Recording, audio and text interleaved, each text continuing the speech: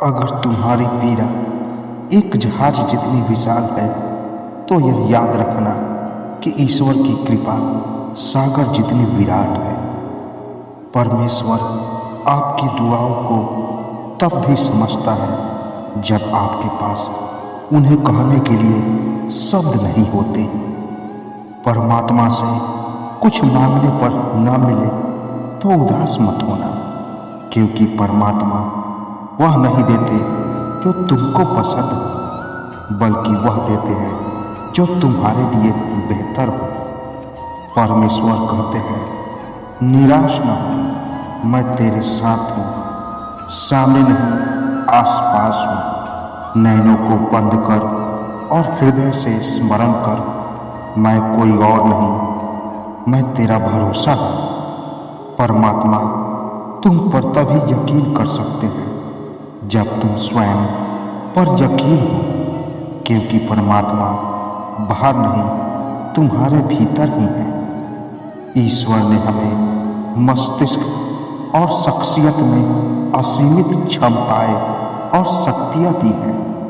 परमात्मा की उपासना हमारी क्षमताएं और शक्तियों का विकास करने में हमारी मदद करता है।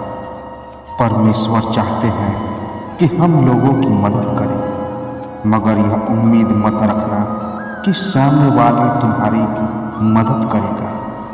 पर हाँ, परमेश्वर उन राहों में तुम्हारी मदद करते हैं जिन राहों पर आप कमजोर और हताश हो जाते हैं। लोग हर रोज ईश्वर को महसूस करते हैं पर पहचानते नहीं। परमात्मा को समझना आसान है, लेकिन जैसे ही हम परमात्मा व्याख्या करते हैं, परमात्मा हमारी समझ से बाहर हो जाते हैं।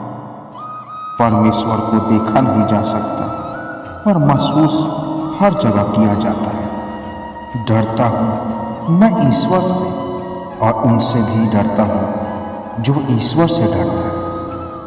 परमात्मा एक है और उस परमात्मा को इंसानों की एकता पसंद है। भगवान की मौजूदगी के लिए बुद्धि से प्रमाण नहीं मिल सकता, क्योंकि भगवान बुद्धि से परे है।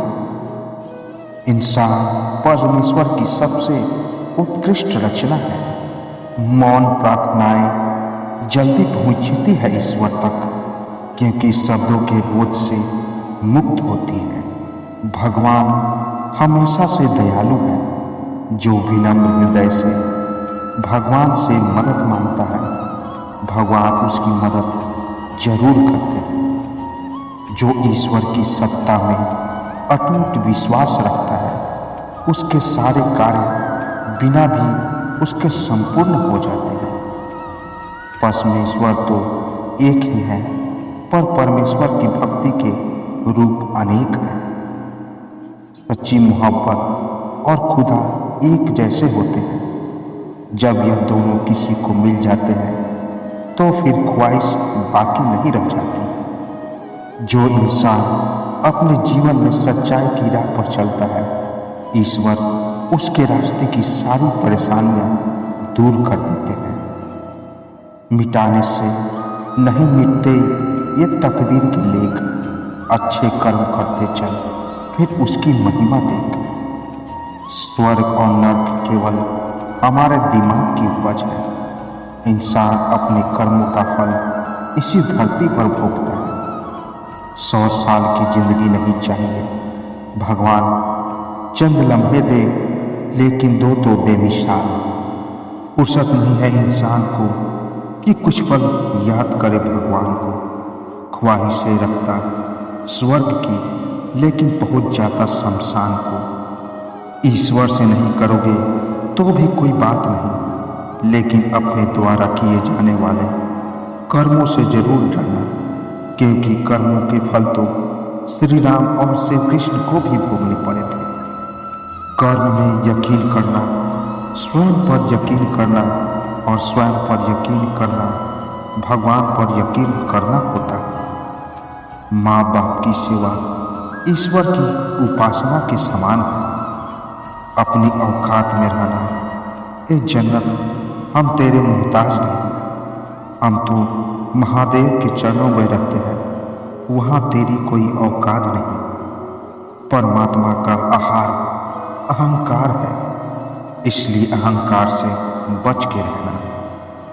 ईश्वर इतना निर्दयी और इतना निर्झरी तो नहीं हो सकता जो इंसान और इंसान के बीच ऊंच और नीच का भेद करे। भगवान जब इंसान का इम्तिहान लेते हैं तब वो इंसान का और अधिक सामर्थ्य भी बढ़ा देते हैं ताकि वो अधिक समझदारी और अधिक शक्ति के साथ आगे बढ़े। अगर तुम्हारे पास केवल भगवान है तो तुम्हारे पास वो सब कुछ है जो आपको चाहिए। हम ईश्वर के अंश हैं। जिसको भी यह बात समझ में आ जाती है उसके लिए कोई भी कार्य संभव नहीं रह जाता है। किस बात का गुरु करूं? ऐ भगवान, आज मिट्टी के ऊपर हूँ, कल मिट्टी के अंदर होऊंगा। कहते हैं जीवन की रेल का आखिरी स्टेशन ईश्वर का घर है, इसलिए ए मुसाफिर अच्छे कर्म करो। आलसी लोगों ने भगवान से कल नाम का एक दिन बनाने की गुजारिश की होगी। कर्म की जमीन पर फल के लिए श्रम तो तुम्हें ही करना पड़ेगा। ईश्वर तो केवल रेखाएं खींचते हैं, रंग तो तुम्हें ही भरना होगा। जो परमेश्वर के सामने झुकता है वो सबको अच्छा लगता है, मगर जो सबके सामने झुकता है वो परमेश्वर को पसंद है। आपकी मेहर पर शक नहीं है मुझे, ए परमेश्वर। शक तो ये है कि मैं आपकी मेहर के लायक हूँ या नहीं। परमात्मा ने हमें ये हाथ केवल प्रार्थना के लिए नहीं बल्कि मेहनत करने के लिए दिए हैं। केवल हाथों को जोड़े रखने से कुछ नहीं मिलने वाला, हमें इनका इस्तेमाल मेहनत करने में करना होगा। मैंने जो कुछ खोया है वो मेरी नादानी है और मैंने जो कुछ पाया है वो मेरे ईश्वर की मेहरबानी है।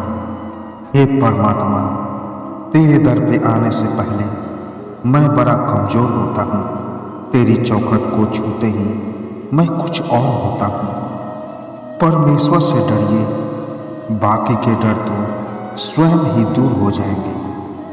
बहुत खो चुका हूँ, अब खोने की ताकत मुझ में नहीं। यार अब ये जो कुछ लोग मेरे हैं उन्हें मेरा ही रहने दो। श्रद्धा का मतलब है आत्मविश्वास और आत्मविश्वास का मतलब है ईश्वर में विश्वास।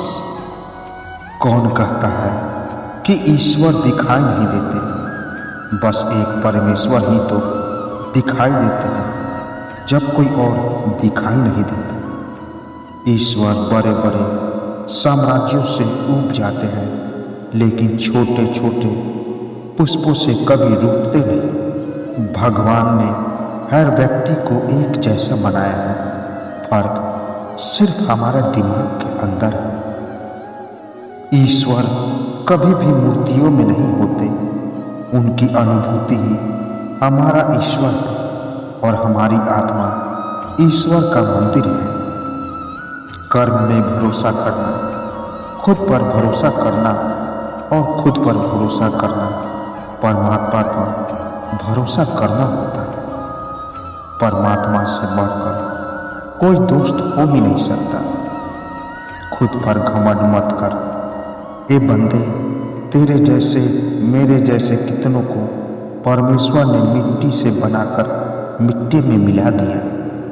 भगवान वो नहीं है जो हमारे मन की मनोकामना को पूरा करता है, बल्कि भगवान वो है जो हमारे मन से मनोकामनाओं का नाश करता है। जिस प्रकार किसान जैसे बीज बोता है वैसे ही फसल उसको मिलती है, ठीक उसी प्रकार हम जैसे कर्म करते हैं भगवान वैसे ही फल हमें देते हैं।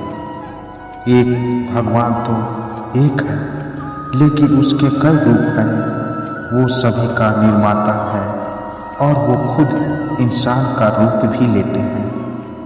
परमात्मा की शक्ति हर समय हमारे साथ है। मन, इंद्रियों, सांस लेने, भावनाओं के माध्यम से और लगातार हमारे द्वारा किए जाने वाले सभी कर्मों को एक साधन के रूप में कर रही है। ईश्वर से रुष्ट कभी मत होना। दुनिया से आशा कभी मत कीजिए।